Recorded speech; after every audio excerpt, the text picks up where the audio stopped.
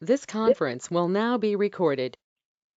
All right, the time being 4:46 p.m., I'd like to call the meeting of June 3rd, 2021 to order. Before we get started, if you are joining us virtually, please mute your microphone during the meeting unless you want to speak. Otherwise, background noise will interfere with the meeting. Because space is limited due to social distancing requirements, we are providing access to the meeting via telephone and the GoToMeeting platform. Members of the public wishing to attend this meeting via phone may call the following conference call number at 1-866-899-4679. Access code 817-026-717. Members of the public wishing to use the GoToMeeting platform may access the meeting remotely using your smartphone, tablet, or computer at global.gotomeet.me/town-of-Tilton/Selectmen. The information can also be found on our website at tiltonnh.org under Meeting Schedules and Agendas, Board of Selectmen. Please stand for the Pledge of Allegiance. Pledge allegiance to the flag of the United States of America and to the republic for which it stands, one nation, under God, indivisible, with liberty and justice for all. Thank you. Bring the minutes of May 27th to the floor for discussion. I'll make a motion.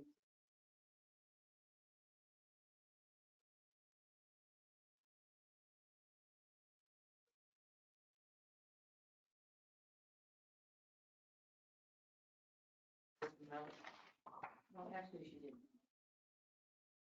Kind of summarized, which I like better.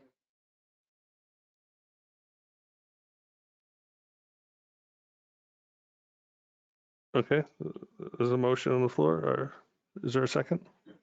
Adjustment second.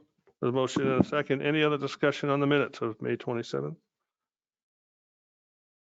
All those in favor say aye. Aye. Approve. Motion passes. No one's against. Right. We could have taken more time. I didn't mean to say that I was against it. It's just there was a No. difference with the way she was Okay. recording the two interviews, I would say. All right. Do we have to wait till 5 for our 5 o'clock? Actually, we don't have a the person isn't here yet. Right. Is it Langan?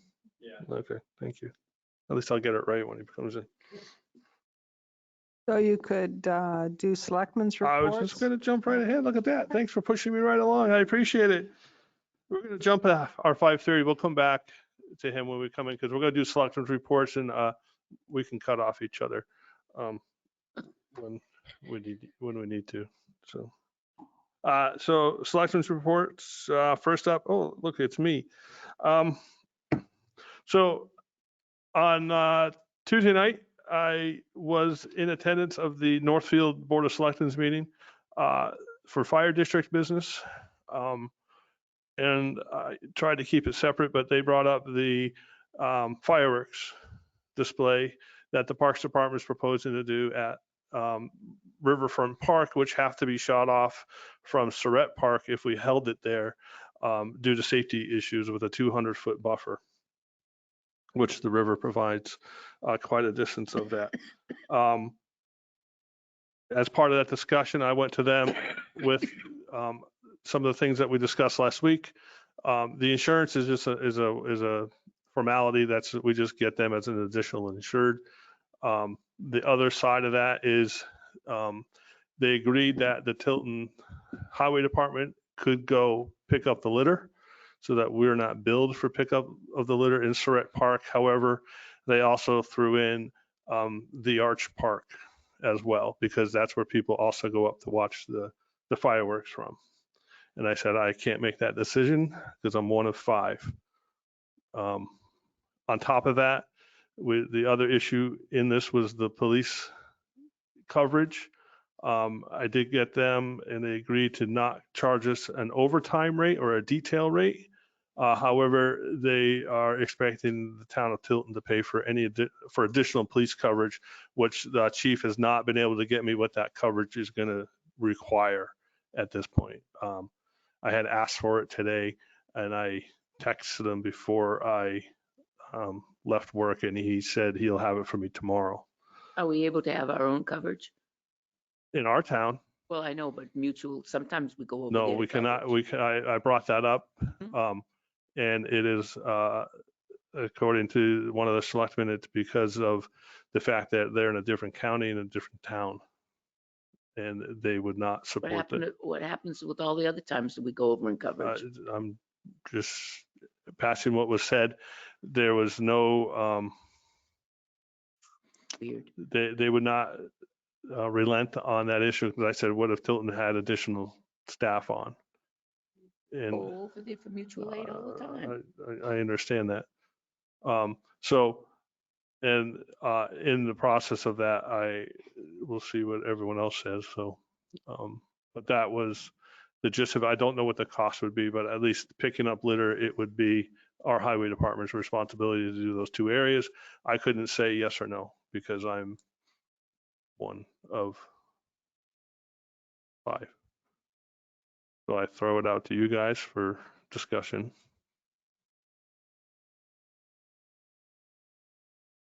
The Arch Park seems excessive to me somehow.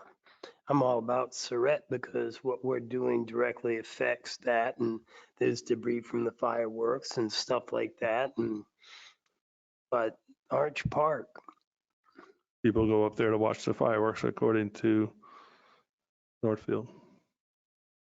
It's not as bad as it would be at Surratt, no doubt, but they just want them to do a walkthrough and pick up any litter that's up there. But how do we know what's there and what's not there? Unless you go up Saturday afternoon and take pictures and say, this is what was there. And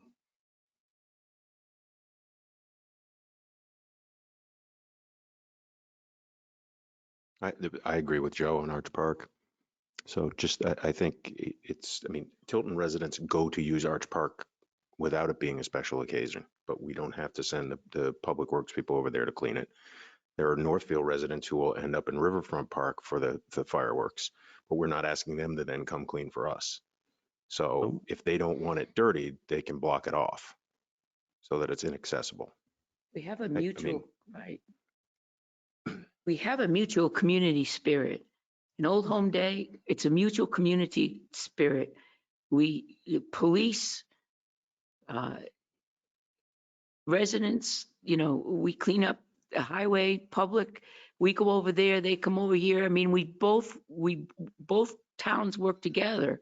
Why can't we both towns work together on this? I mean, this is not, it's not Old Home Day, as I was told. I don't know, but I it understand. benefits both communities. It's a plus for both communities. They've been strapped with COVID for a year and a half now. So we need to do something. It's an opportunity for people to see fireworks, get out there, look at, do something other than staying in our houses and being trapped inside. So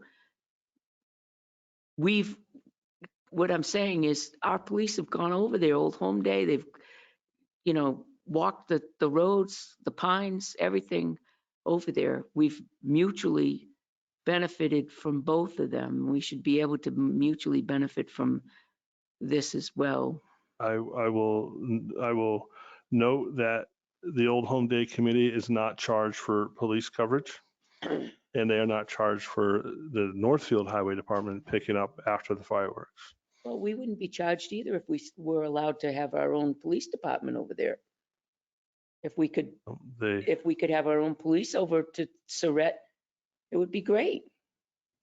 It's a Parks Department event. I'm just reporting because it's It's a town of Tilton Parks Department. Right. No, I understand that. So Not Parks Department, it's town of Tilton Parks Department. and I'm trying to figure it out because I'm scratching my head because if there was a different event on that day, this discussion wouldn't be happening. But because it's now the town of Tilton, for whatever reason, they're trying to justify charging us for police coverage and making the town of Tilton pay. I have my own personal feelings, which I haven't brought into this. I have also, I had a call into Deputy Jubert. Did not get a call back today. I had a discussion with Eric Prue of the Tanger Outlets today to see if they would allow us to close off this back parking lot for part of the day on Saturday, set up the fireworks and launch them from that parking lot. But I don't know if how the 200-foot buffer. He had a question, but he said they just measured from their building to the fire hydrant, and I don't know exactly where the fire hydrant was, but it was 750 feet plus or minus. So he thought, oh, maybe it would work. But I have to have that discussion with Deputy Chief Joubert of the fire department. So that's where I am. So that was.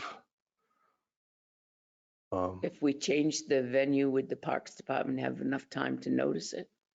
Well, I have to have that discussion with Bob Hardy. So he didn't seem to be objecting to being down here. I tried to reach out to Jay Jill to see if we can use their property, but I can't reach anyone there.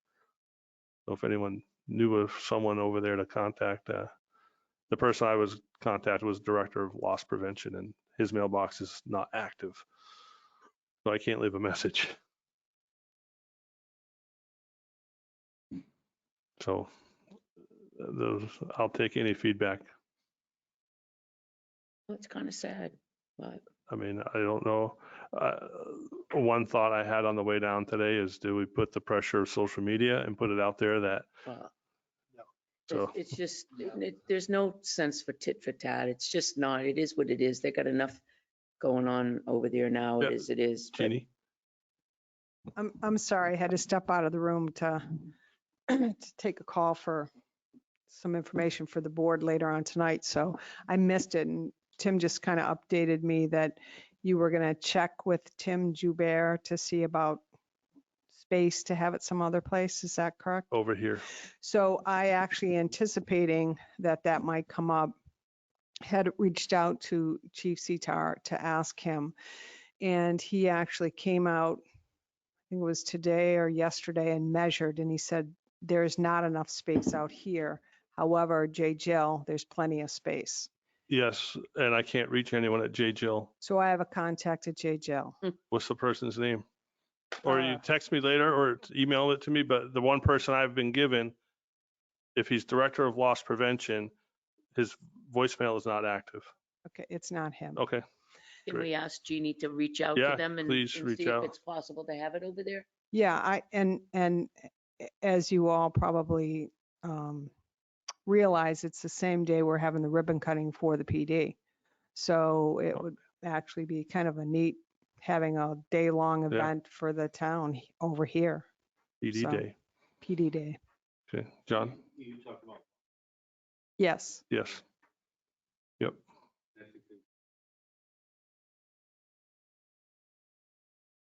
Yep.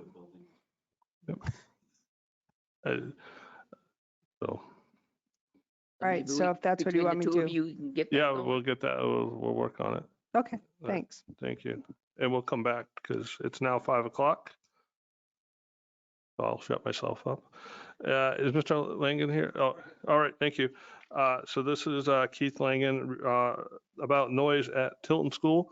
And Mr. Langen, if you could come up here to this table, and we are going to have, is Vanna going to come out today with a microphone if anyone in the audience has any comments? We have a portable microphone that we will use. We just have to make sure that is green, which it is. Yes. And speak into the microphone just because it's recorded and the minutes are transcribed. Okay. So the floor is yours. Thank you.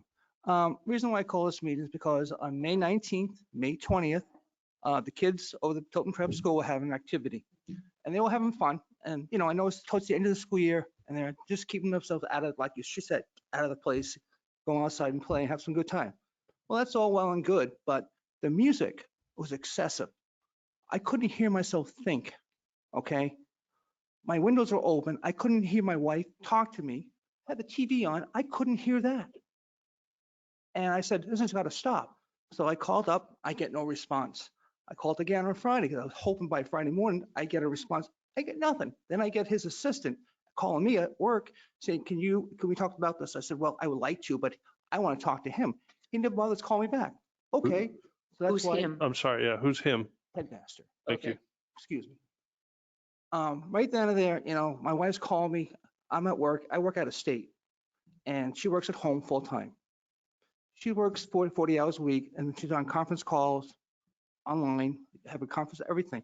She cannot concentrate with the people she's dealing with for work. She's calling me, what am I supposed to do? I can call the school, ask them to stop, but they don't. It continues. Our neighbor went down and talked to someone. I don't know what was said. That's her story, his story. But there's adults down there in the field, coaches, managers of some sort, watch the kids. You think they would say something that maybe this noise is really loud and is excessive? And I heard people saying behind in the background, 2 or 3 streets behind me, Cedar Street and beyond that, they can hear that music loud and clear. Now, I'm all for music, I'm all for sports, but it's got to be civilized. I live there 24/7. My wife works there all the time now. She's there. She doesn't leave. Okay. And I know we have rules with the school. We all agreed upon when they had this to put the field there, and that was agreed upon. There are some things that they're not doing. I didn't say that. But this music, I'm sorry, has to be civilized and brought it down to this level so we can function. This, again, I tried to tell them this is a residential area, not a commercial zone. And I wouldn't be here wasting my time. I took a day off from work to be here. And I have stuff to do around the house, of course, but regardless, this needs to be addressed, needs to be taken care of properly and to be registered with the rules and regulations that we have with the school. And that's why I'm here. So if the school would like to sit down and lower it, I'd be more than happy and appreciative to do that. Because it's a residential area, not a commercial zone. That is my big beef. And there's some neighbors don't want to say anything, that's up to them. So I had told them, some are here, some aren't. But as a group, I hope we can work something out. I don't know any one of you guys live in that given area, but I know we do. I do. And we like to keep it somewhat civil and not always calling the school and complaining. I don't want to be a habitual person like that. That's not my style. I don't care for that. Okay, so if there's something that we can do, you guys can do. I'm sure you'd like to hear from someone else beside me, but I voiced my opinion.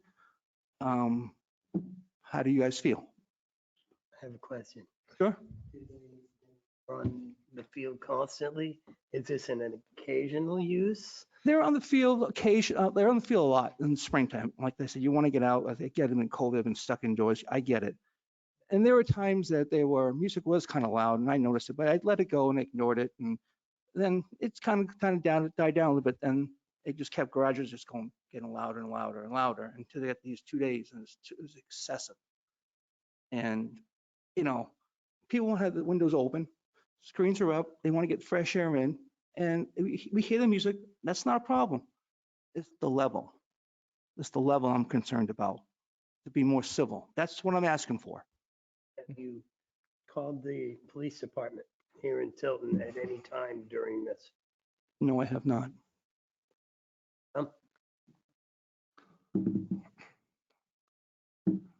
I don't know. I don't deal with the cops that much myself. I'm a good standing citizen, so don't get me wrong. I just, don't think about calling because I just don't. wondered if there was a specific reason. Yeah, but I just don't make a habit of calling the police. I don't want to be known as a, you know what I mean? Oh, he's calling again. And I like to be civilized and talk to someone and try to work this out without calling them.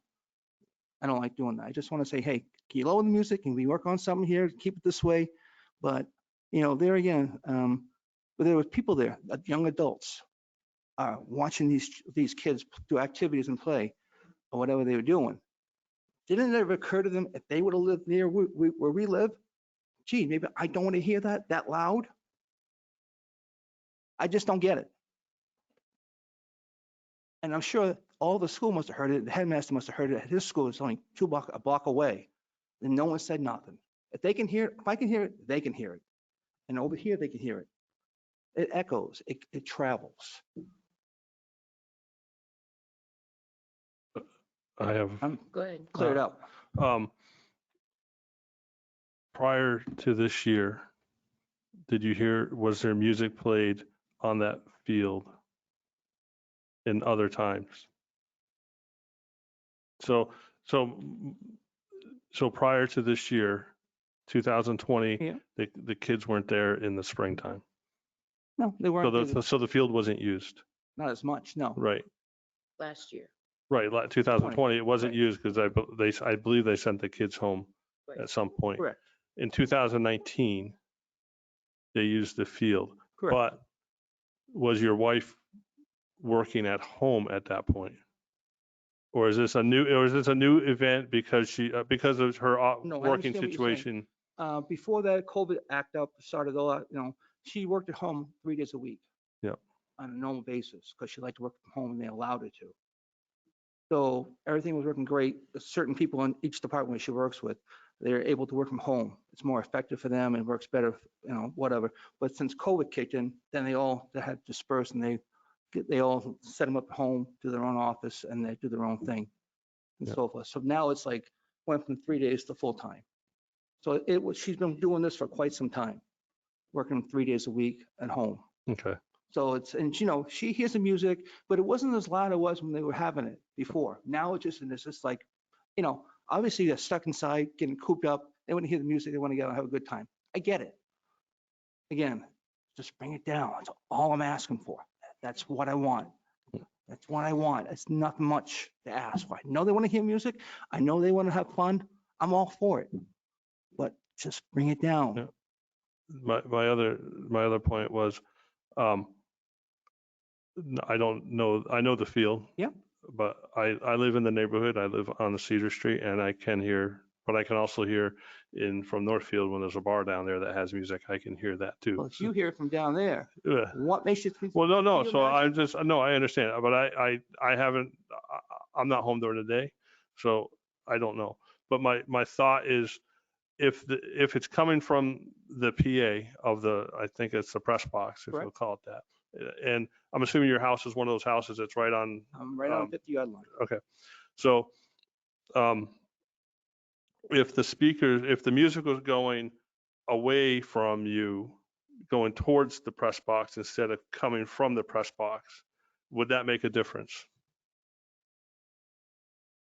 I couldn't tell you. I don't. I'm just asking, if we're going to try to work with Oh, this yeah. somehow, but, if, I don't know, I'm assuming that's where the music is coming from. Someone Correct. takes their phone, they hook it up to the PA. it's on If a I P- put it on here, it's going to blast through here. Right. So I did that. Yeah. Yeah, I will open it up to you guys. I will. I promise. I Wait. promise. Yeah, you got to think and consider that the field is 20 feet below street level, right? Yeah. And if you have your speaker on above it, it's going to echo throughout above than on the ground, on the field itself. Correct? Yeah, So, I'm not a sound. I'm just saying if But the it sound just- traveled away from you versus towards you, would it be a Right, but difference? that wall being 20 feet high would block some of the airwaves. Yep. So the speakers are way above it. Pat? When the field went in, a few years back, Right. there were a lot of problems in most, one of the problems was the lighting. And Right. Tanis can attest to that we met with the headmaster, Saliba, at the time and addressed the lighting issue because it was shining directly into her property, which was right at the end. And then there were several complaints about the noise level. And Headmaster Saliba at the time met with the company that put in the speakers, the sound system, and the lighting. And they went from each point of the field and measured the decibels and lessened the decibels in which each corner. Now, there were 2 or 3 different complaints from the neighbors. Right. when the band was out there. It was the band that was the issue. It was, they were practicing or during a band night or a game night or something. It was right before the game. It wasn't the actual game that was happening in the decibels of the game, the calling of the game or anything like that. It was the band that was playing. And we had a lot of issues back then about it. And so the sound engineers came out and they made some adjustments to the speakers that were high up in the poles. There's no reason why we can't ask the headmaster to have these people back out there and make sure that these have not been adjusted or, and I don't want to say tampered with, but readjusted for, over the years, and new headmasters and new people over the years probably just thought, well, I'll make a simple adjustment and don't know the history behind keeping it at a certain level. So we could check with the new headmaster and figure it out from there. I mean, it's just a simple thing. They all know that they should all know the history there. I think we just check back with the new headmaster. We're supposed to be meeting with them soon, next week. We should be meeting with the headmaster next week. That's fine. I think it's a matter of checking with the sound engineers and making sure you get the band back out there and doing it, because I mean, in the last maybe month and a half, I've heard it on Maple Court. I live off of Cedar Street. I've heard it. I don't normally hear it. In the last couple of years, I've not, since they tempered it down on the speakers, I haven't heard it. I did hear it all the time. But then again, I hear Winnisquam when they practice, if they're over by the middle school, I can hear it more than I can hear it at the Tilton school. So if something's changed in the last couple of months, then we should figure that out. And I think that's what the route to go. Yeah. And if anyone from the public would like to speak, we need to have you speak into a microphone. Which one? Oh, you just have to state your Turn it name on. and your address, please. Hi, my name is Kelly Summers, and I live at 52 Prospect Street. And I just wanted to share that it's not just been this spring, it has been in the past as well. And it's not necessarily at game time, it's pre-game time, I guess, when they're out there practicing and getting all ready for the game, warmed up or whatever. And also we noticed that sometimes there's not a game going on or a practice or anything, there's just kids down there themselves. The biggest part for us is, of course, it's loud, but a lot of the music that they play, the lyrics are very inappropriate. And, our children are now grown and gone, which is probably just as well, because we certainly would not be wanting our children to hear some of the lyrics that the music, contain. So that's about all I have to say. It's just that it's been going on. It's just not this spring, and it's fall time too when they come back. But it's mostly pre-game. It's like I said, the games aren't that loud, but it's prior to the games. Sure.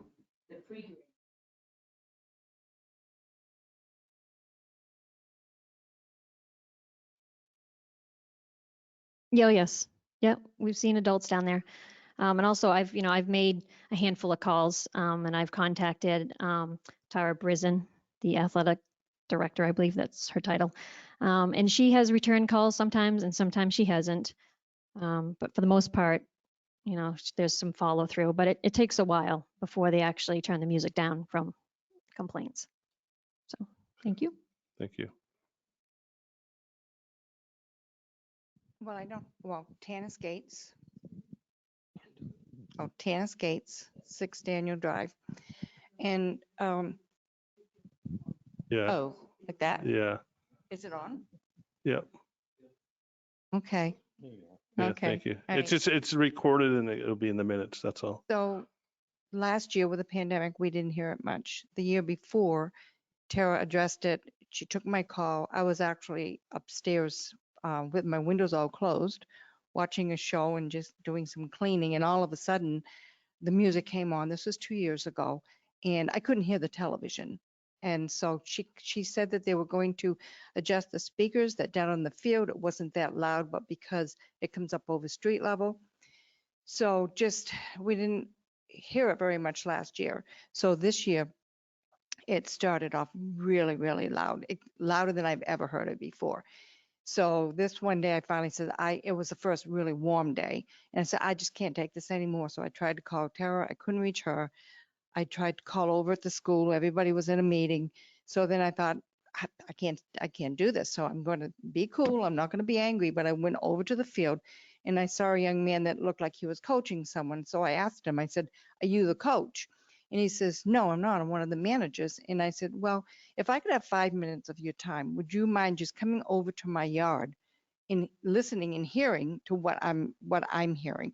And I said, it's terrible. I said, it's louder and louder all the time. And I said, I can't even open my windows. And he looked at me and he said, well, why are you opening your windows? It's a hot day. You should be inside with your windows closed and your air conditioning on. And I said, well, excuse me, the music is loud and I don't have an air conditioner because I don't like air conditioning. And he just looked at me like I had two heads. He wasn't, I think he was being disrespectful. And that's certainly not a way to create goodwill with the neighboring people of the school. So I guess I don't know. I don't think they're very respectful. I think I shouldn't say what I think, I guess. So I'm done. Okay. Okay. Scott? So if you're dealing with a manager, you're dealing with a student.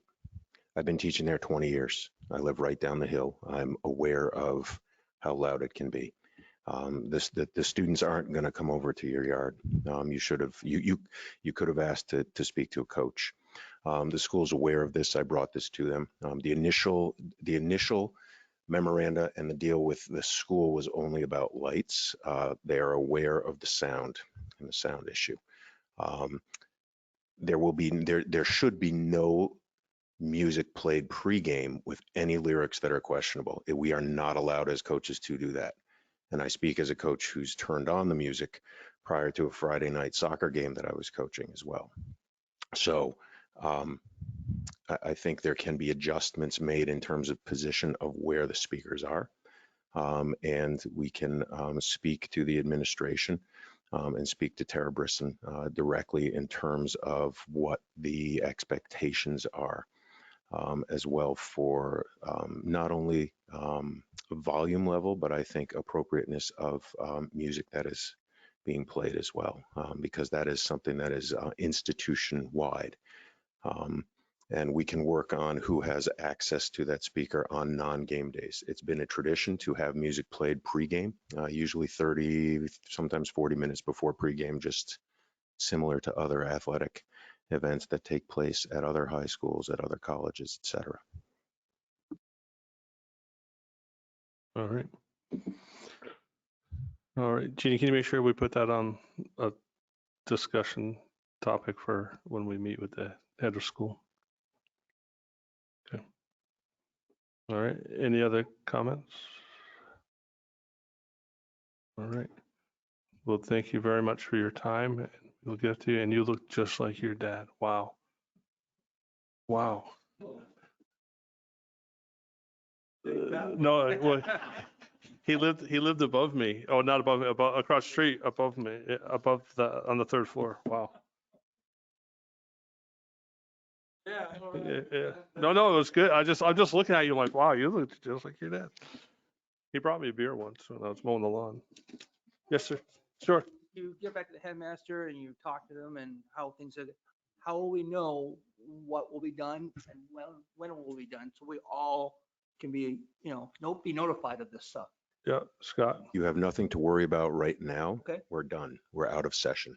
Yeah, some schools out, I get that, but like come the fall, Correct. prior to school startup, will there be anything, what we had just discussed about like music level, the speakers, adjustments and things that with the school, so we know ahead of time before school starts? Yeah. Yep. Okay, that's all I asked. So we know. Thank you. Thank you. Thank you. We have your contact information.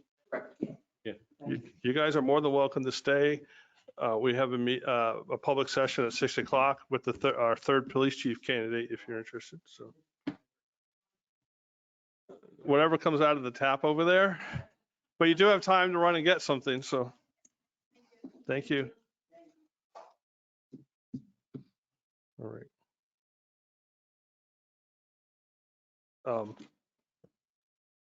Moving back into selectmen reports. I did have one more thing from my reports, or more, I guess it's more of a question.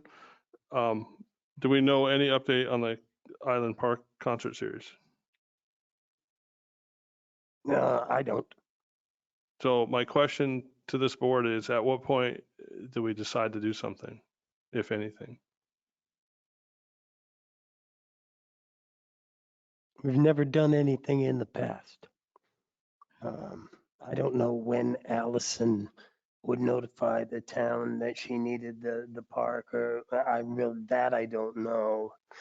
But the way that it sounded, sitting in Gail's office, that it was going to be a happening thing. I've sent a couple messages and received no answer. Yeah. So I don't know. All right. I don't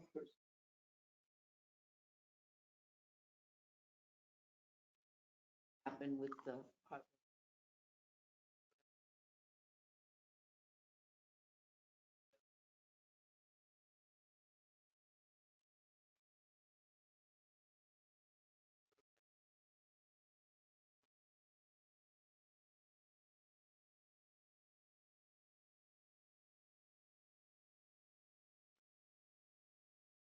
That's not necessarily true.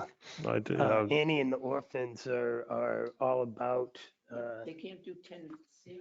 No. Be one good If heaven forbid that it should fall through, I would be shooting for something the end of July, and see if we can get in One or touch with two. somebody and, have something over there.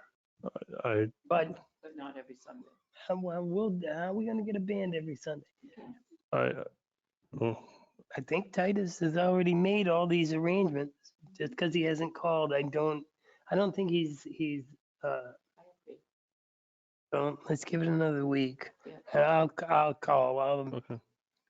I'm getting questions about it, and I just on my own, I've gone on the old Google machine, looked up past concerts, and I've looked at some of the past performances, and I've found their Facebook pages, I found their thing. So I'm ready to go out and do something and drum up business, whatever we have to do. So Okay. I'm just ready. So I'm done. John Scanlon.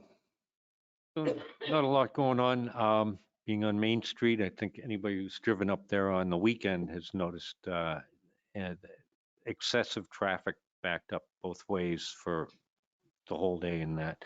I'm not sure what's going on with the water lines and stuff like that, but they graded the road down. The big problem was the bump there, that everybody went really, really slow, but then they put a little bit of coal patch on it so it wouldn't be as slow. So,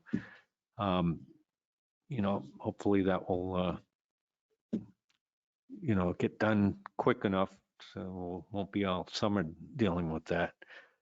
There's going to be some work done down at the park, I believe, at Salmon Run and on the trail this Saturday, doing cleanup and stuff like that. So anybody's welcome to come down and pick up trash or help out. And that's about it. Thanks. Just on your comment, I noticed like today, the detail car was sitting on the sensor for the exit of the dealership. So it was initiating the lights much more frequently. So it works. Oh, it works. Cause I've called the PD on other days when I noticed like an employee, like a worker's car parked on the sensor. Cause you sit there and it just triggers and there's no one around. You're coming up at 10, if they're there on a Saturday, you're the first car coming up and it turns yellow on you and there's not a car to be found. And that was the reason they're parked on the sensor.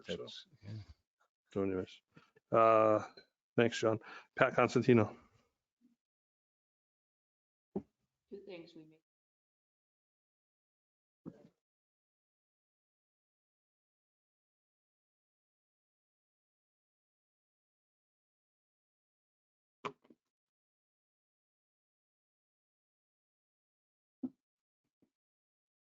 Or one for each of us, or?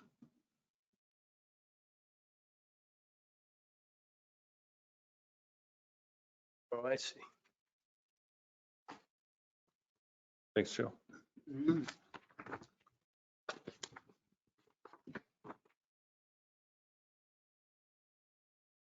Took out now and then isolation. And put it in the website instead of local.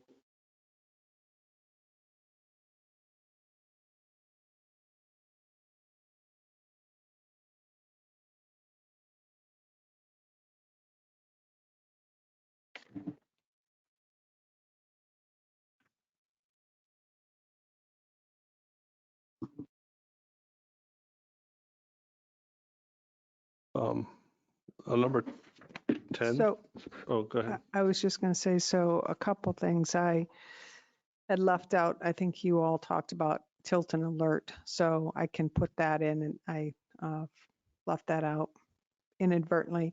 And the other question that I had is under number 10, the last question I had is what about, if a driver's ill, what do we do in a circumstance like that?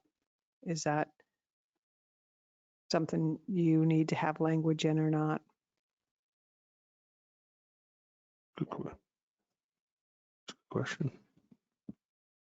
So do you want Tilton alert in, Pat, or board? As far as As an option. anybody who is in the ridership would have to sign up for it, but Tim says we could send out a Tilton alert. Just for the senior bus people? Right. I love the Tilton alerts. John? Is that better for notification as opposed to the web page? So, I'm thinking somebody has to go on the web page and edit it. If there's a cancellation, so they find out, they would have to call Tim, early in the morning, whatever, Right. and he'd start to get to a computer and edit it. Yeah, he's still going to have to do Tilton alert and one or the other. So, But the Tilton alert's quicker. That's what we like to hear.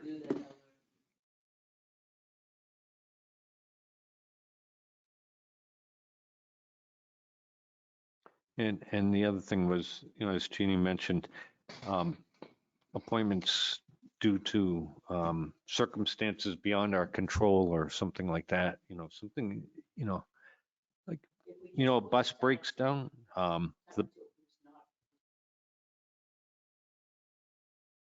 due to cancellations, I would say, because that doesn't say.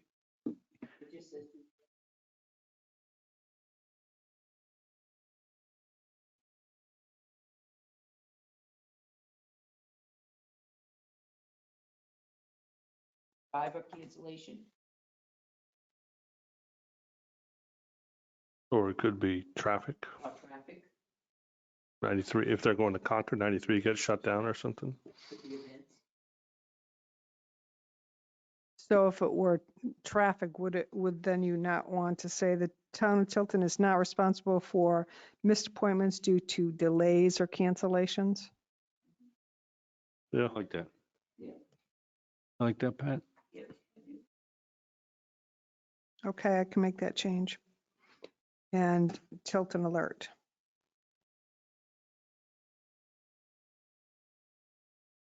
Boom. We'll make those.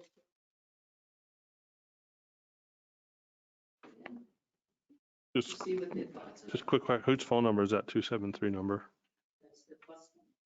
Oh, it has its own cell phone? Yeah. So who answers is it you that answers the cell phone or? Right now, it's me, but So it'll be passed to, paycheck change. okay. So it could be you this week, it could be someone else the next week. Mostly Jamie. Okay. I was just curious about that.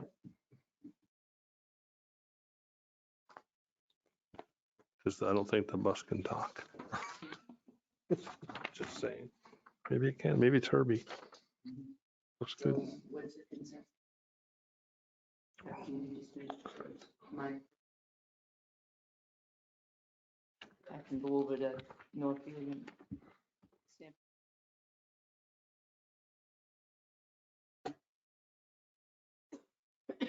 Yes. Yes. Joe, yeah. What's the, do you need an actual vote or we just do a consensus? Consensus? I'm okay. Scott? Sure, yep, absolutely. Yep, okay. There's your consensus. I would say consensus. Might be tweaked a little bit. Yeah. Good luck. The other thing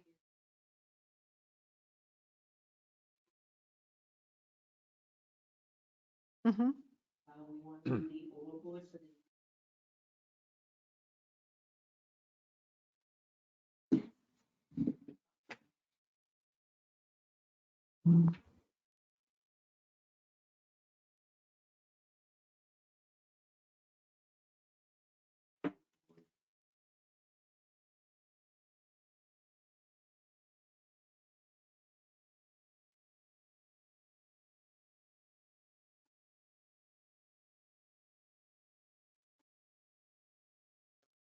Sit on the actual.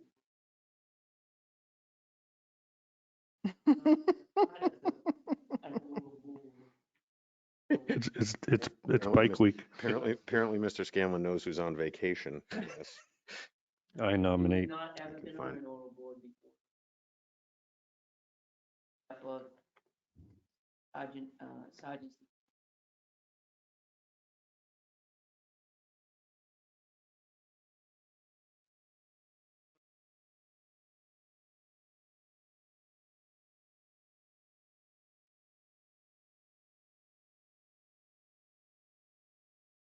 Yeah.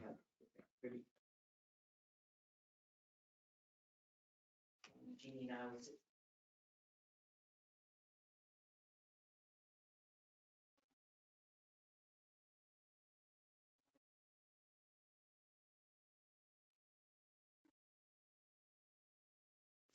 Unrelated to this PD.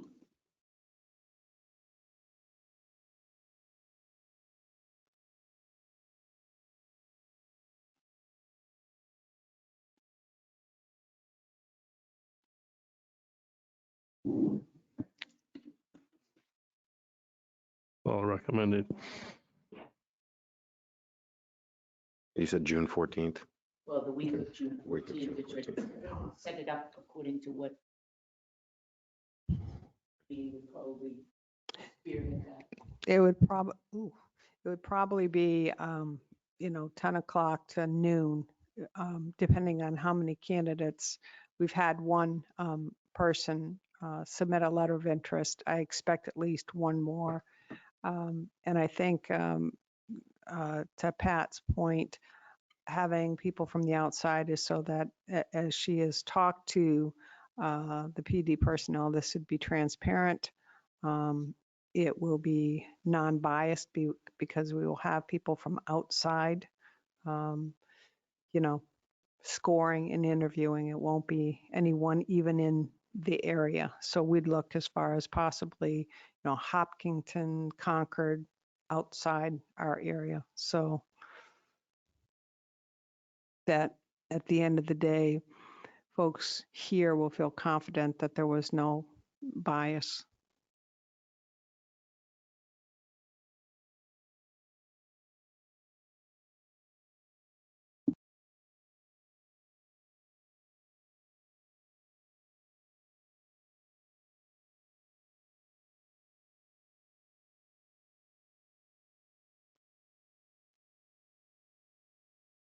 Really is. Part of the experience.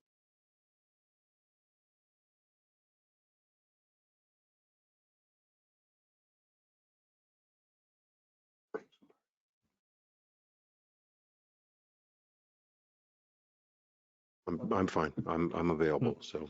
If it was at night, I'd be able to do it. Most nights, but I can't do it during the day.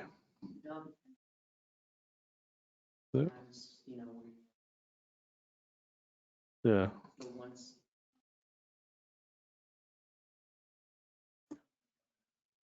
I'll be good. Yeah, it's just it's bike week and in the hospitality business. It's not a good week to live. Got my mic on. The other thing I wanted to say, a huge thank you to the Tilton Police Union and the staff at Town Hall, Leanne and Officer Murray, Jane, and I've forgotten the other people, but the Tilton School people that jumped in and put the flags out. This past week, a week and a half, it's been, with all the negativity in the world, the most positive response that we've gotten in the last 5 years. Beautiful, beautiful, beautiful pictures have come out of the by Timetable Mabel and the flags. Outstanding response. It's just so beautiful to ride by and see the downtown covered with flags. It meant an awful lot to our community, all the towns. So huge thank you to everyone involved in it. It was beautiful. It was great. Yeah. Was it 12 locations or was it just a few locations? So as it turned out, it was just a few locations. Unfortunately, I couldn't help because of my foot. Gimpy. Yeah. And then we had that storm, so we had planned to do it over a couple days, and then we got to crunch time and less people. So, but everybody who participated in it was pretty excited about it, especially the students. Well, I'll talk about it more in my report, but yeah, they were not 12 locations, but it just because circumstances turned out that way. Right. Oh, I know Jane wanted to put it up along the fence along the river where, but it was all ledge pack. oh, geez. Even with You the snap drill. those little wood sticks. No, she went out and got a special drill bit, used my drill, but even with the ledge pack and the drill bit to do 60 of them, so that she went up by the cemetery and did it. But I mean, maybe next year. Well, are we going to save the flags? And then next year, if we buy another 500, we'll have 1,000 flags to put out there. Yeah, well, that would be the idea. And I'd actually had a conversation earlier, and I don't know if that would happen, but these flags, I might as well tell you, I expect I'll be doing my report next, but we plan to leave these flags up until the 5th of July. So and what I've been hearing is anytime that a flag has been down, people have been putting them back up. No flags are being stolen, which is just great. I saw parents walking their children. If a flag is down at Civil War Memorial, the flag was down. They reached in, picked it up. The children put it back in. It was beautiful. It's just, it was outstanding. I'd love to see the island park covered in flags. Like, it was great. Maybe we'll take from the candy budget and put This year you can. well, and buy flags for next year. This year I'll allow that. It's like Christmas. It's like Christmas. I will So say, moved. I will say Northfield has nice chocolate at their meetings. But We do too, right over no, there. they have like the miniatures. But Well, they got more money than we I do. know. Well, They just saved all the money on trash. But but yeah, having them like in the park would be, really spectacular. All right. Anything else, Pat? Thank you very much. You okay? You need some water? Scott Ruggles. So just it was interesting. A couple of questions that come across my radar screen in the last couple of days about from actually younger constituents about the possibility in the future of looking at the town encouraging businesses to acknowledge things like African American History Month, Pride Month, things like that overall. So, it was kind of cool that some of the younger local folks were sort of reaching out to me, texting me, asking about that stuff and sort of what the position of the town would be to encourage that, to encourage and acknowledge the diversity in our town as well. So, yeah, that was just that, and that's all I had, but that just something to think about as we look toward, the next couple of years. And I don't think we need to acknowledge every single day because we seem to have a celebration of every single day. But I think some of those larger ones, especially addressing diversity and diversity in our, in the town, in the nation overall, would be good. Anything else? No, that's it. right. Thanks. Thank you. Joe Jessman. On Tuesday, June 8th, the co-op will be having a meeting. Gave the information to Jeannie for the FYI, but the information on the budget and the meeting minutes and so forth. And I received a email from them asking if the town of Tilton would still like to be on the operating committee as opposed to just the joint board made up of all the stakeholders in the consortium. And I answered back yes, which might be presumptuous, but that door is open to us going forward. Now, at this point, the fact that we're only meeting periodically, I mean, there's nothing to do, kind of. But there's still the issue of the property down by the incinerator in Pennacook, which is an asset which we would get money back from if it was sold and what have you. So having a voice in that conversation going forward can only be a good thing. Still waiting on the final details of perambulation. And I have nothing on the concerts, as I said earlier. So that's me. All right. Thanks, Joe. Mhm. Actually, we have a caller online. Mr. Barrett, do you have anything to say this evening?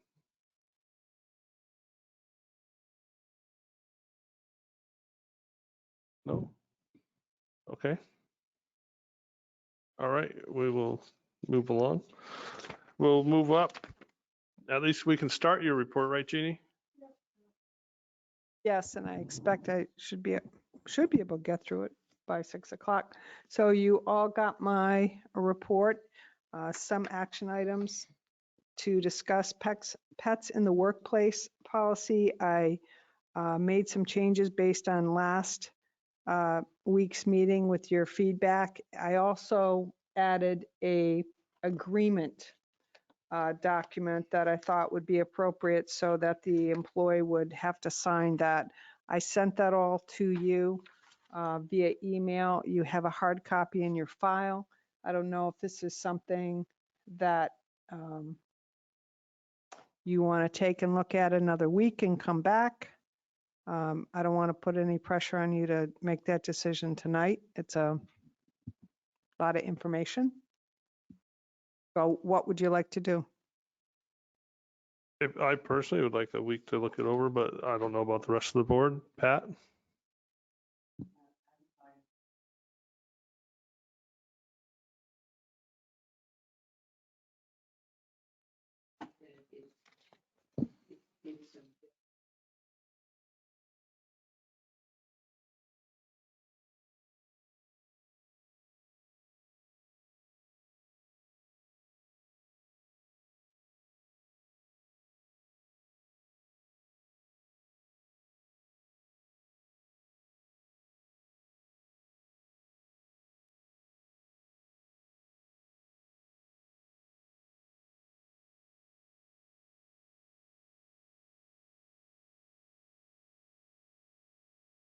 Thanks, Pat. Joe?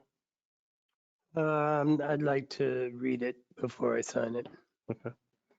Think about the implications and what have you. That's where I sit. Scott? Yeah, I just a little bit longer to read through. I glanced through it the other day and of course last week, but one more week would be nice.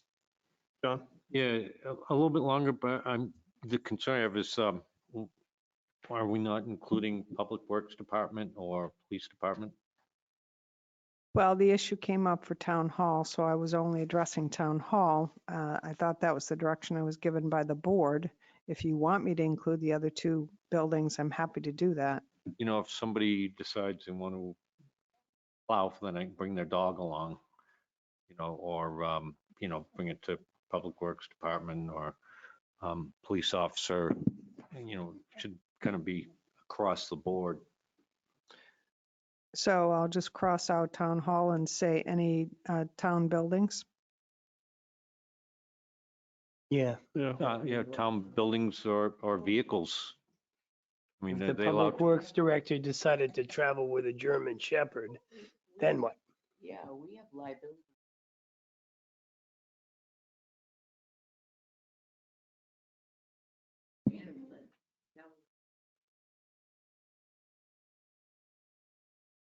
anyway, we do anywhere. Well, yeah.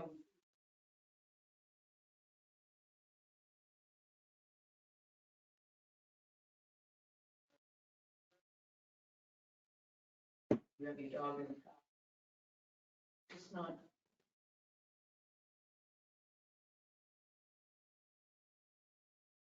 I think it should be for town hall. It should be. You're gonna do. Not the cruisers. So employee in the police department, if they want to bring their dog or cat. Work.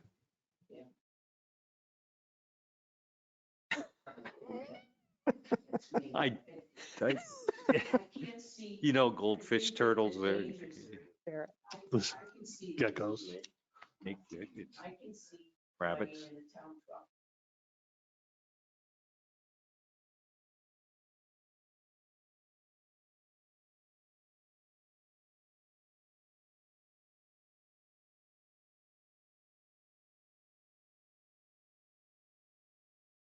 I guess what I'm talking about is an administrator in, you have people that don't do police functions in the police department if they want to bring their dog or cat to work with them.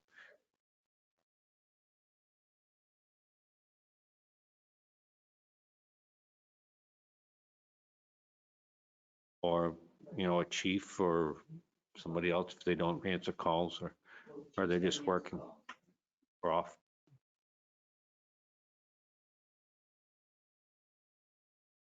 Public events Right.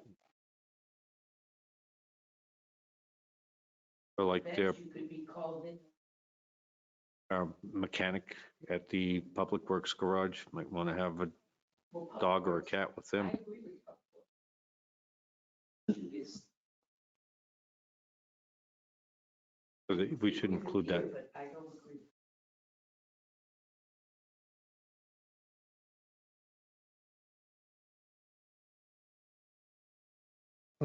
You're out there. Yeah, these aren't. What happens if they make an arrest and all of a sudden they get a ride in the back with the pet and then the pet bites the prisoner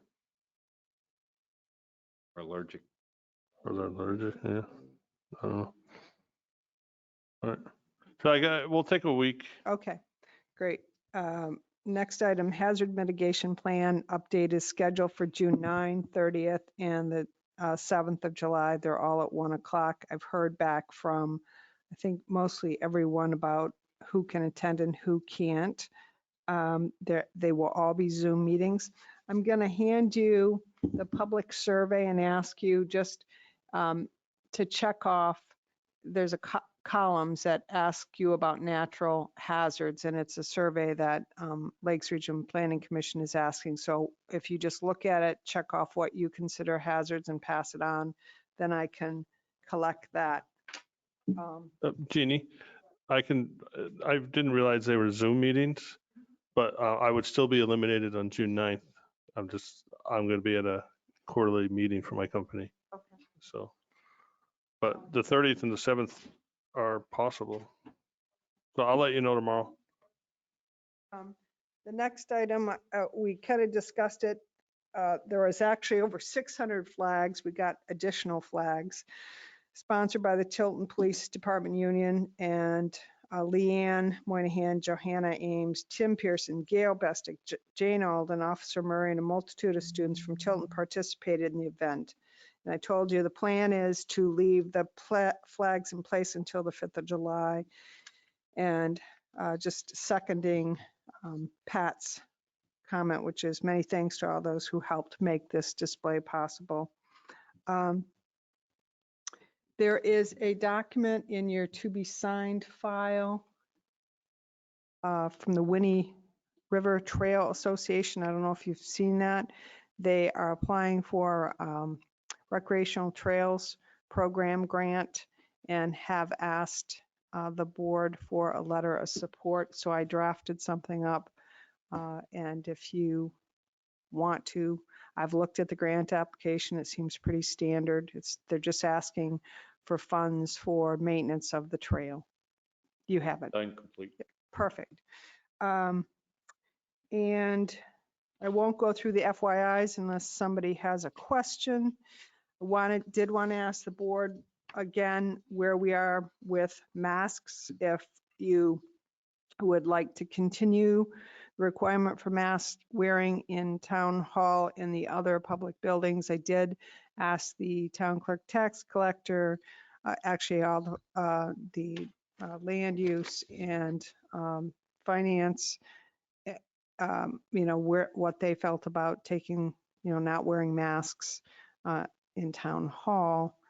And everybody was fine with not wearing masks anymore. If you read the paper, you know that most towns are now saying you don't have to wear masks. So I just wanted to ask you if you want to revisit it or if you want to continue. I'd like to make a motion that we discontinue the wearing of masks. There's a motion on the floor. Is there a second? What was the motion? To stop the requirement for wearing masks. I'll second. There's a motion, a second. Any discussion? Hearing none. All those in favor say aye. Aye. Aye. Opposed? Motion passes. Okay. No more masks in town hall. In town I got a hall. question on that. No Yes. more mask. I can wear a mask if I want, right? They're Yes. optional. They're not, like, no more masks are required and Okay. they're optional. And so you said at town hall, and I was asking, Town buildings. Town buildings. Okay, so that was the motion for town buildings. Town buildings. Okay, Yes. great. And the last issue that I wanted to bring up is June 26th is the ribbon cutting. It will be from 8 to 12. If we do have fireworks or even if we don't, I wondered if we wanted to make this a bigger event, maybe try to have a pancake breakfast or something like that in the morning to attract more visitors and make it just a really nice event since there's no home day, no old home day, or if you just want to keep it simple and keep it a ribbon cutting ceremony and tour. I would be, if this board is interested, I'd be willing to put that together. I love the Yeah, idea. that'd be good.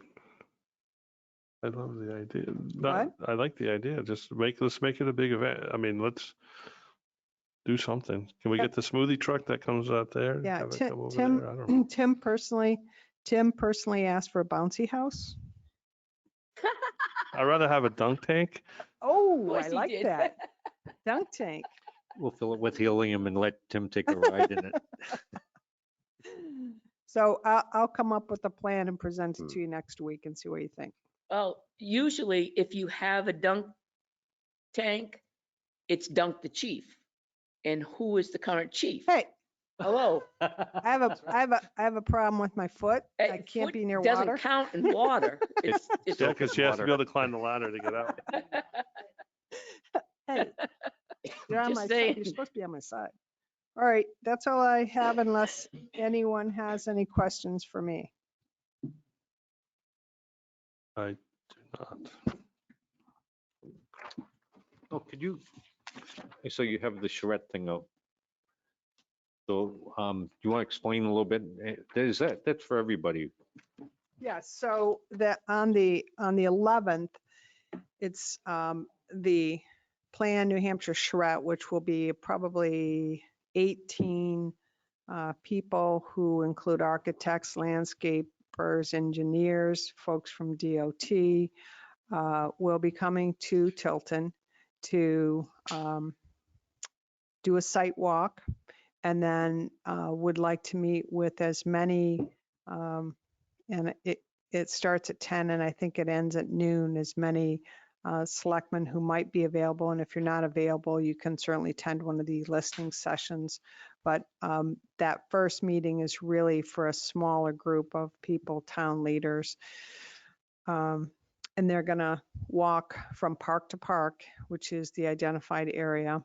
And then that will be followed up with 2 listening sessions, which will be Zoom meetings. And I think one's in the afternoon, like 3:30, and the other one's at 6:30 on another night. I have the exact details right in front of me. And then there will be a reveal, which will be on a Saturday for most of the morning, and they will present to the town what they've come up with as a suggested revitalization plan for the park to park area. Be exciting. Yeah. Very exciting. And I think I might have told you that Alex Ray has agreed to let us use his trolley, and he's providing a driver. So, 1 ding-a-ling, 2 ding-a-ling, 3 ding-a-ling, ding. All right. right. Yeah, we're almost right on time here. Hold on. We have, okay. All right, we got a few minutes. I just gotta get a paper towel real quick. Okay. I'm just gonna leave the room for a second.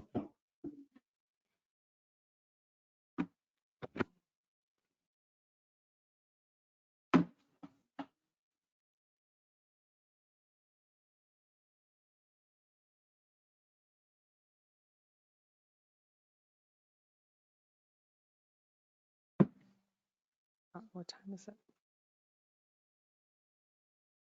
Time. Yep.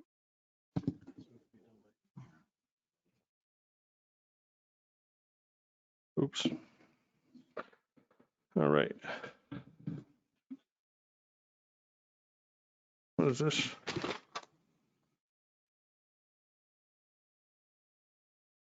Oh.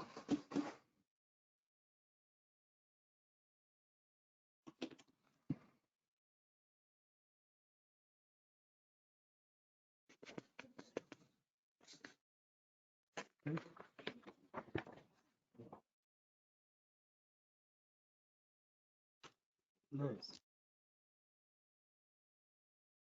I've been there.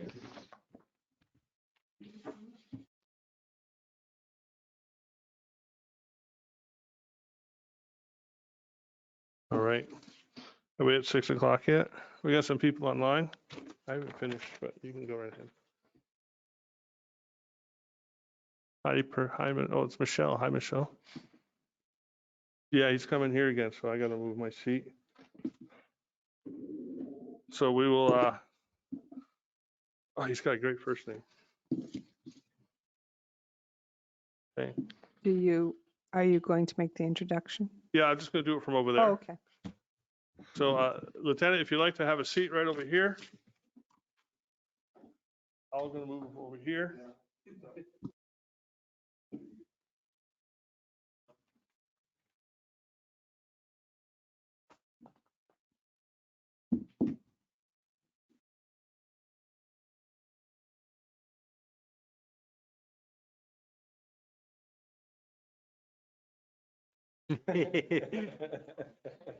Hammer there if everybody gets it rolling. Yeah, just.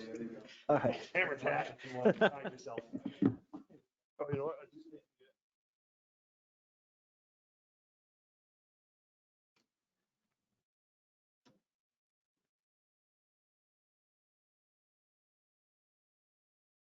I have that note. I'm just looking for. Right here.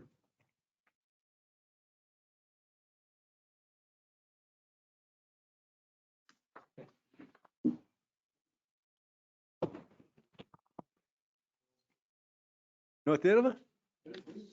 Haverhill, nice. I've been there since '88. Yeah. I worked in Andover. All at right, that you time. know, right, yeah, I'm Primrose. All right, no, it doesn't.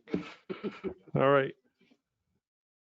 The time being, That's a hair. That's we all set in a here lot of havel there. online? We have a few people online. All right. The time being 6 p.m. I'd like to start the public meeting with our police chief candidate, Detective Lieutenant Eric Folds. Is it Folds? Sorry. Folds. All right. Welcome, Lieutenant. And folks who are watching here in person, welcome. And those of you that are joining virtually, thank you for joining us. We're excited that everyone could be here to hear directly from the candidate. And we wanted to give folks an opportunity to ask questions. The next hour is for the public. The lieutenant will give brief remarks, letting us know who he is and why he wants to be our next chief. After that, we will open the floor to questions. If you have a question, please come to the microphone, or we'll have the microphone come around to you. Introduce yourself and ask your question. And I will also take time to ask folks online, and we'll do that. We'd like to end the public meeting at 7 p.m. so that we can meet with the lieutenant in a non-public session. However, it is important that there is public participation. So if we go over a bit, that's fine. So, Lieutenant, welcome. The floor is yours. Thank you. Thank you very much. Thank you for Tilton having me here. This has been a very thorough process, probably one of the most We'll just have thorough. you speak into the microphone a little bit, just because it's I feel like I'm in court. it's recorded. Probably one of the most thorough processes I've been through. And to do this, what I've gone through today with 3 candidates, truly shows you guys are dedicated to hiring a chief that's the best fit for Tilton. My name's Eric Folds. I'm a 34-year veteran of law enforcement, all with the North Andover Police Department. I started in June of 1987 as a reserve police officer, part-time police officer. I'm currently a detective lieutenant, essentially the number 2 in command of the department behind the chief of police. I oversee the criminal investigation division. I've held every job in the police department with the exception of chief at one point or another. Extensive training. I'm a graduate of the FBI National Academy 278th session, bachelor's degree in human services from Springfield College. I've been married for 34 years. If you notice, the dates coincide because I was appointed police officer June 15th, 1987. I got married June 20th. Best move I ever made. She's still with me, and that's awesome. She still likes me. We have 2 grown children. My daughter, 31 years old, she lives in Connecticut. And she blessed me with a grandson 3.5 months ago. My son moved to Nashville, Tennessee. He is an EMT, currently going for his paramedic license.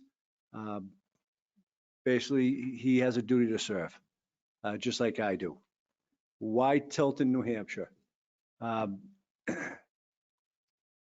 I have reached the age of retirement in Massachusetts. I'm only 56 years old. I feel I have a lot more to offer to law enforcement. However, it doesn't make, I'm not going to get that opportunity in my police department. It doesn't make sense for me to do that because I'm actually negatively impacted on my pension if I stay too long. So I'm looking to retire, but not retire, if that makes sense. I don't just put in for any chief's opportunities. This is only the second chief's position I put in for, the first being Salem, Massachusetts. I did that for experience. It was a phenomenal process. That was strictly an assessment center and then a community leader group. I was lucky to be a finalist there among some very, very impressive candidates, a captain from Seattle PD, a lieutenant from New York City PD, and a captain from Peabody, Mass. I did not get that job. I'm fine with that. It was a good experience. The only other job I put in for is Tilton, New Hampshire. Why? Because, again, I'll bring you back to my partner of 34 years. I don't make decisions on my own. Everything that affects me affects her. So it was interesting. I know the area a bit. So I brought it to her. I said, listen, it sounds like a good fit. Nice community, small PD. I talked to a couple people I know up here in New Hampshire in law enforcement. They said, yep, some squared away guys and girls on the department. I'm like, all right, what do you think?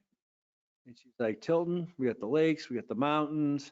She goes, yeah, I'd be willing to move up there. I'd be willing to do that. Okay. Here we are. Tilton reminds me of North Andover back when I was a kid.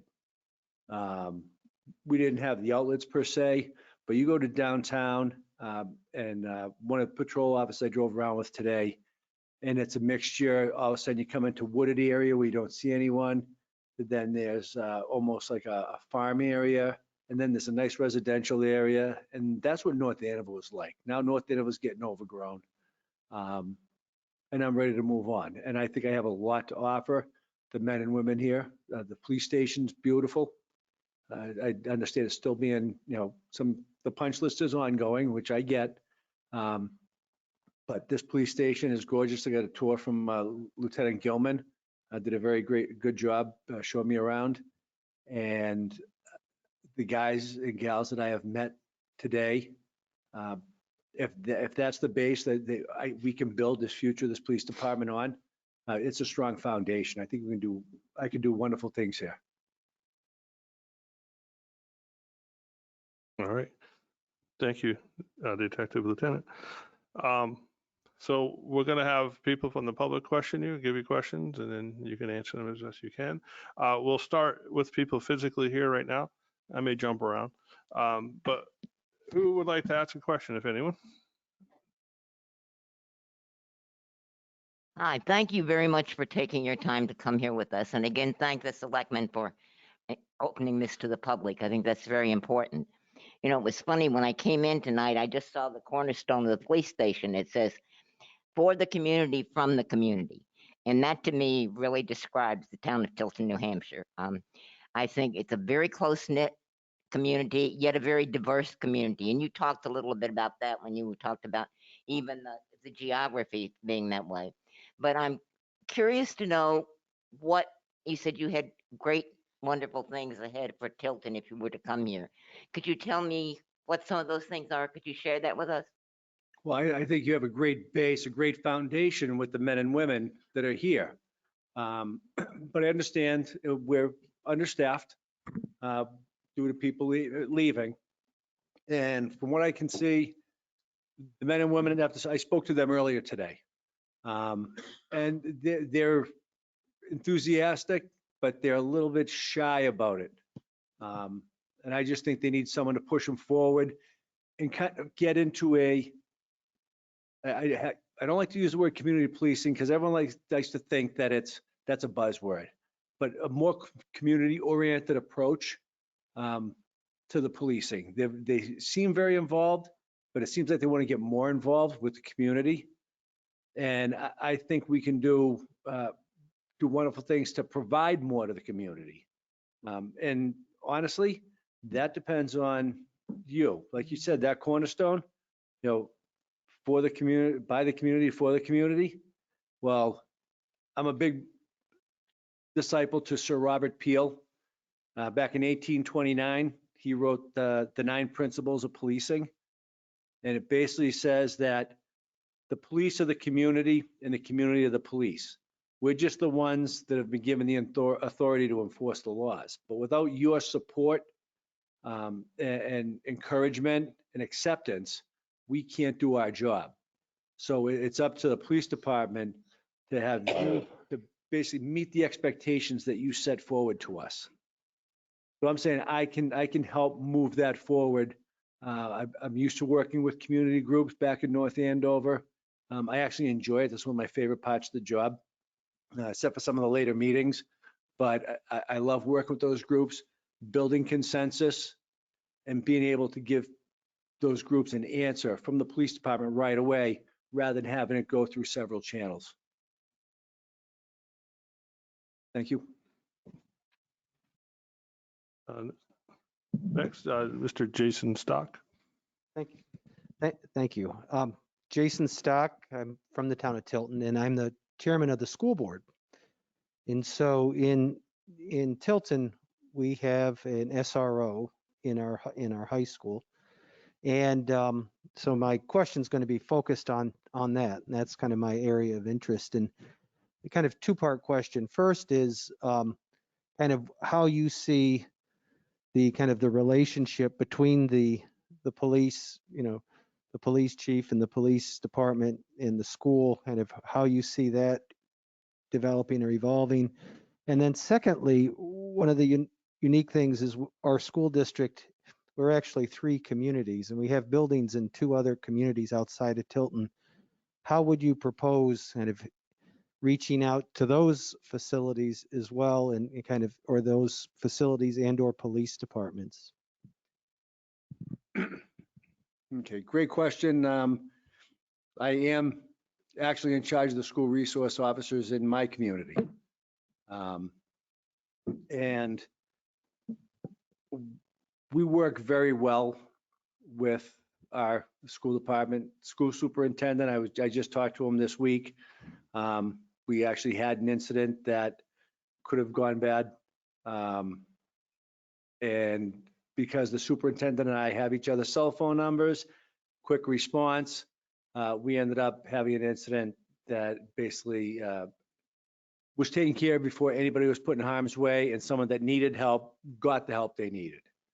So I think the schools and the police department should have a very close working relationship. SROs, it was posed to me earlier, if nobody wanted to be a school resource officer, would you force somebody to do it? And my answer was absolutely not. A school resource officer has a special set of skills, has a set of skills that you can't measure.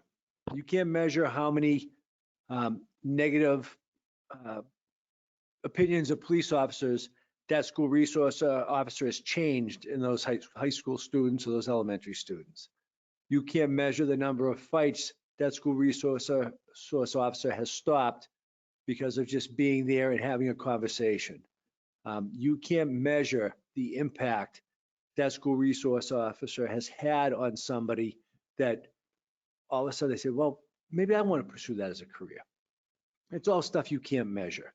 And I think if the schools embrace having a school resource officer, we've actually developed some downtimes. I understand COVID was a crazy year, but prior to COVID, we had school resource officers that would work with guidance, with some kids, guidance counselors.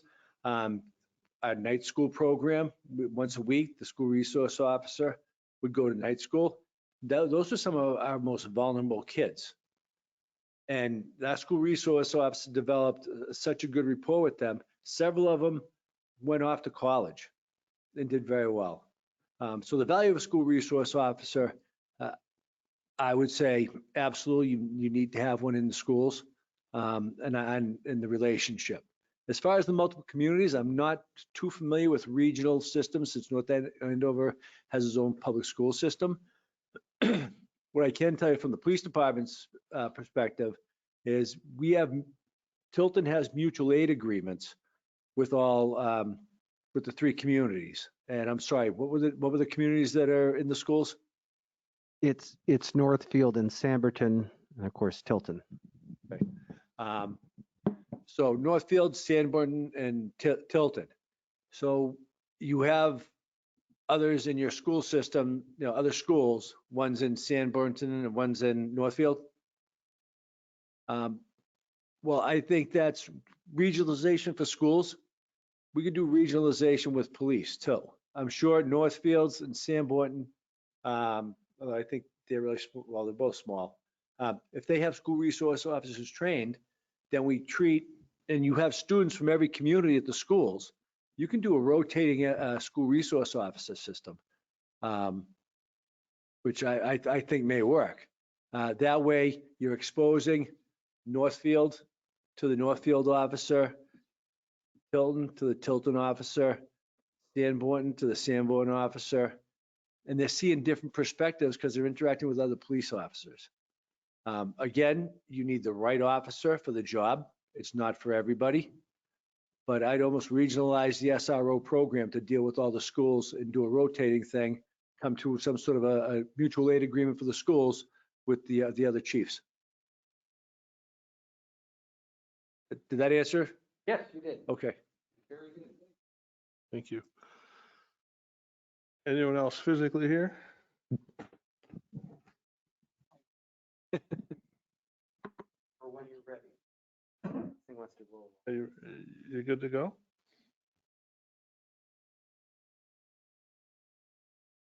All right, we'll jump online. Is there anyone online that would like to ask a question? Sure. Good afternoon. My name is Michelle Lennon. I'm the Executive Director of the Family Resource Center in the center of town. And we currently actually do work with all 3 police departments in our ACERT program, which is an Adverse Childhood Experience Response Team that basically when the police respond to a scene and there are children present, we basically come in with services to kind of mitigate any impact of any trauma that might be experienced in that family. So I'm kind of curious, like you talk about we can do more as a community, and just thinking about how you see like the police maybe collaborating more with the community organizations that, like the school district, but also like us, the Family Resource Center. Just thinking too that we offer like recovery support for people affected by substance use and families affected by substance use. And, it's been such an uphill battle with the criminalization of addiction being such an issue where we see so many families affected by substance use, and just kind of wondering like how you feel about, collaboration that may support those families rather than criminalize them. I am 100% on board as far as working with community service groups to help give support. Drug addiction is just that. It's a disease. It's an addiction. It's the substance abuse. It's a disorder. As a matter of fact, I was integral in North Andover, bringing on a community support coordinator. The community support coordinator originally was supposed to deal with those suffering from substance abuse disorder. Her position has since morphed. We deal with people with hoarding disorder, still a substance abuse disorder, different mental health disorder, families of those suffering. And she's a sounding board for people, and she's basically a roadmap to point these people where to get services. She works with if they need to get court paperwork, whether it's a warrant of, I want to say apprehension, but that's not it. No, whether it's a Section 12, she assists the family with that stuff. We help her. If she goes to a house that's not safe, we go with her, make sure she's safe. She does all the talking. People are more comfortable a lot of times. Like you say, you help with children. Sometimes children are more receptive to you than the police that have been there and maybe had a negative interaction with their parents.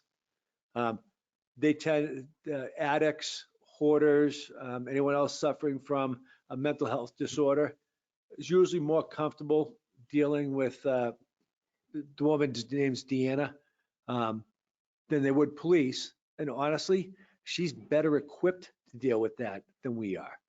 That's part of the problem we're seeing is police have been asked to be social workers as well as crime fighters. And yeah, they teach us all about fighting crime and different criminal aspects and making arrests. There's really nothing as far as being, how to deal with the mentally unstable and any mental health issues. We're just starting to come around in the last few years with that. And we need more of it. So if we have a resource to contact to help us deal with that, we are more than happy. It's almost like calling SWAT for a barricaded subject. All right, we have someone suffering from a mental health disorder or children in a traumatic situation. Who do we call? Who's better equipped to deal with this? So that would be my answer. I love working collaboratively with other community organizations. Does that answer it? Thank you. Anyone else online have a question?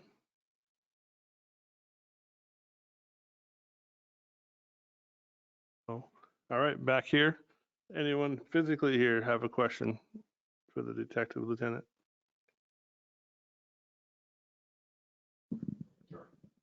Hi, Ken Norton, and I was part of the interview team. I'm a resident in Tilton, and small town problem, but it's a bit of a problem is we have a bike posse of kids that are riding around on Main Street, popping wheelies, doing what they refer to as the suicide swerve in front of cars, bumping into pedestrians, kind of doing the same thing in parking lots of stores, which store owners aren't happy about. How would you address something like that? How old is this bike posse? The kids in there, are they kids? They're kids, Okay. like teens. Teens. All right, well, problem with juvenile justice. So honestly, now we know there's a problem. All right. I talked to whoever's handled the call within the police department.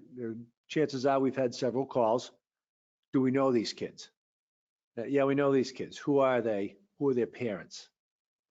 We start with the parents and we see what we're working with there. What kind of support system are we working? Are the parents agreeable to work with us on this? And we may or may not get that. All right, I've been on both ends. But I think that's, you check their support system and see what they have. All right, and you may be able to, if not curb the posse, maybe able to thin the posse. All right, and then if you do thin the posse, it's still a problem, just not as big a problem because the group is diminished, because some parents may have stepped up and say, all right, you're not doing this anymore, I'm taking your bike, whatever their form of punishment to get the kids to stop. Now you're dealing with a smaller posse. Right, now you start dealing with the kids individually. All right, why are you doing this? What's the root cause of this? Are you doing it just for thrills? Do you really understand if you do this for thrills, you can get hit, you can get killed, you can cause damage? Do you have the money to pay for the damage? Do your parents have the money to pay for the damage? Because we know it's you guys. Try and relate to them that way. And then you try and get other services on board. These kids go to school. What's happening in school with these kids? Is there problems at home? We may not know there's problems at home.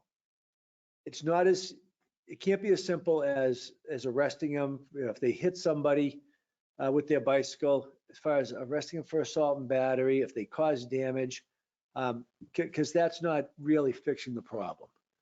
And I think that's a common mistake the police make. We figure we'll arrest our way out of a problem.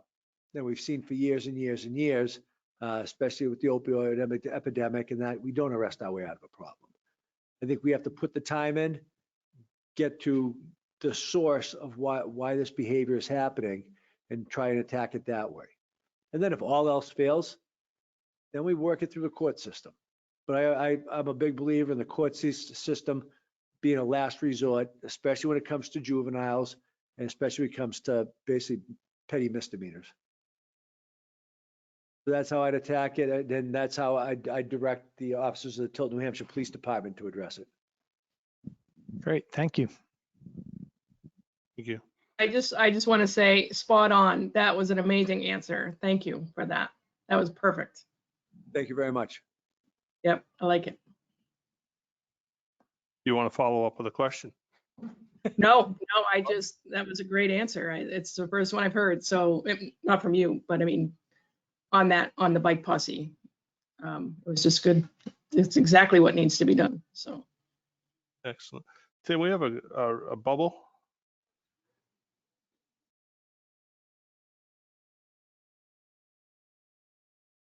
Oh, look at that.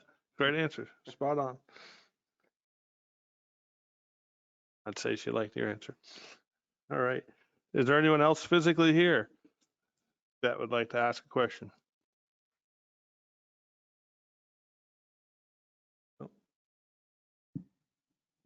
Can I ask a question? Sure, you're the public. So I'm curious how your ride along went this afternoon. My ride along went very, very well. The young officer, I don't even know his last name. First name was Noah. Um, just a young, very enthusiastic officer. It kind of reminded me of like when I had like 2 years on the job, but you want to do everything. So he was very informative. We drove around Tilton. He showed me the basic the borders. Took me through some back roads through the high school and that. Explained the weird spot down on 3 where it's Sanborn on this side of the road and Tilton here, and if you go too far, you're in somewhere else, and Belmont. No, and he showed me some areas where there's been some concerns where you have some thefts. More high crime areas like larcenies, more property crimes. Some areas of concern where it might be some transient stuff. He was, for a young kid, he had a lot of knowledge, pointed out a lot of businesses that the town of Tilton and the police department have great relationships with, which is awesome to hear, because in North Andover, our police department, we have a great relationship with most of the businesses in our town. And that's huge. In fact, I used to be our representative on the North Andover Merchants Association, and they can't do enough to help the police department. And by the same token, we do all we can to help them. I'm sad to hear that Noah is leaving us. He's going to stay on part-time though, so I'm very psyched to hear that. But those are tough. That's tough. Great young man, and hopefully you get more. And he's the future. So the ride along was interesting. I saw a lot more Tilton than I had in the past. They basically had made it as far as School Street in the past. If I had gone west, east, I've gone all the way through. And they took me on some of the back roads, and it was really interesting. It reminded me of old school North Andover and out country North Andover before it was developed. Thank you. Any other questions? We got to give you a microphone. Adam Sadler. So you're eligible, obviously, for retirement or close to being eligible in Massachusetts. Where do you see yourself like in 5 years if you got the job here, or 10 years? What's your long-term plan if you were hired here? Do you intend to stick around for 3 years and then leave, or are you hoping to stay in for the long term? If you could address that. Yeah, actually, that's a great question. I've actually been asked that before from different people. So I always use 6 years as a goal when it comes to being a police chief, because in my world in Massachusetts, police chiefs sign 3-year contracts. And it's my belief to have a meaningful impact on a police department, you need to work at least 2 contracts. 2 contracts is 6 years. Now, at 6 years, I'll be 62. Do I know what my thought's going to be in 6 years? I don't. Nobody does. But my goal is when I come in, if I'm hired here, part of my transition plan is that the first year I have a transition plan in place as far as getting to know the community, identifying areas that need help, identifying areas that are doing great. Formulate a plan at the end of that 1 year, basically have a 5-year strategic plan in place for the police department and start implementing that. So if I put a 5-year strategic plan in place after the 1 year, that's a 6-year plan. So that's where I'm looking. Now, at the end of 6 years, I understand there's in Massachusetts, we have a mandatory retirement age of 65 for police officers. In New Hampshire, I understand you do not have that. So lastly, it's as long as I still love doing what I'm doing. My wife agrees I can still do it. Then I plan on being here longer than at least 6 years and possibly longer. That answers it. Thank you. Any other questions? All right. Hearing none. We will. I don't know. No, Kevin. Yeah, no Kevin and or Helen. Yeah. There were 3 fireball questioners not here this week, so you're getting. So at this time, we are going to move into a non-public session under RSA 91-A:3, Roman numeral 2B, the hiring of any person as a public employee. So we'll take a 5-minute recess and then we'll make that motion to go into non-public. We'll be in recess. Chocolate break is really what it means. Are you gonna make up for the hard questions now? Some questions. Lexington.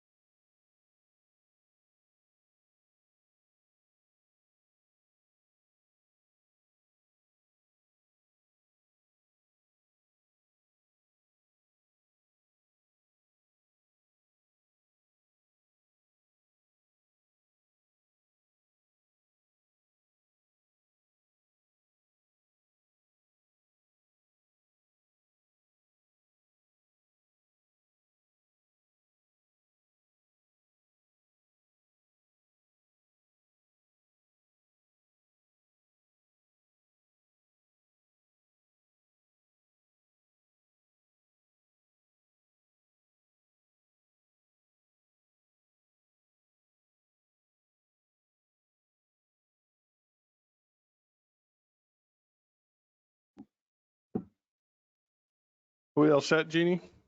Tim? Well, we're in public, right?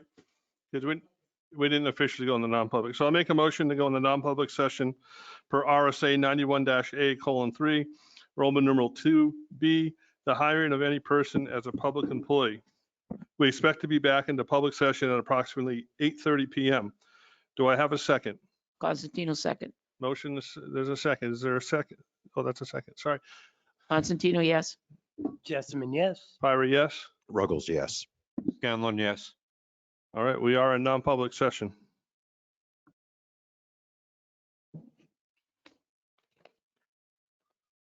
This conference will now be recorded. All right, I'll make a motion to seal the minutes of the non-public session of June 3rd, 2021, because the reasons justifying the need for the non-public session still remain. Second, any discussion? All those in favor say aye. Aye. Aye. Opposed? Motion passes. Mr. Jessman, Motion to adjourn. Ruggles, second. motion and a second. Any discussion? All those in favor say aye. Aye. We are adjourned at 21:13.